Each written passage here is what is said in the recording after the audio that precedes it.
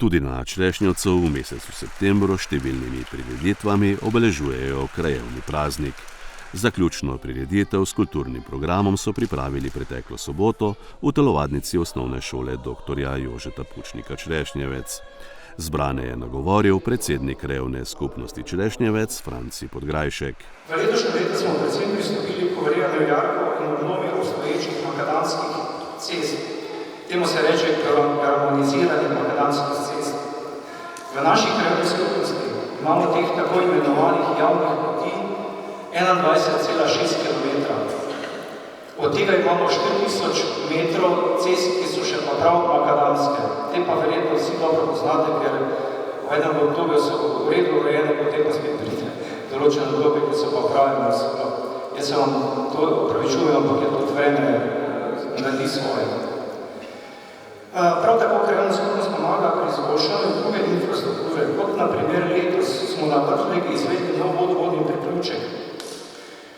23. maja smo dali zahtevo za gradnjo nezahtevnega objekta, to je nadstreška pri zbiralnici Neka na Vršlegi. Žal, še do sedaj nismo prejeli gradbenega dovoljenja. Tudi na Črešnjevcu smo uredili vodovodni priključek in sicer na športnem igrišču. Aktivno pa pristopamo k ureditvi prometne signalizacije, saj se zavedamo, da je potrebno skrbeti za prometno varnost. Nekaj sanacijskih del pa nam še na primer ostaje, to je recimo cesta v Brezje, pa tudi še kaj manjšega. Za pomembne pridobitve v zadnjem obdobju gre zahvala gospodu županu dr. Ivanu Žagarju, podžupanu, občinski upravi, ki so z odločitvami podprli naše projekte, da smo lahko izvedli del načrtovanih nalog. Žal je prišlo v zadnjih 2 letih do korenitih sprememb in nam žal ostajajo določene investicije, predvsem v infrastrukturo po zamudi. Premalo finančnih sredstev, to pa večinoma že poznate. Še moram nekaj vam povedati, žal se v letošnjem letu kar destijo napake na obstoječi kanalizaciji, namreč sploh v novem naselju Črešnjevca imamo še veliko betonskih cevi in te so zdaj dobesedno razpadle.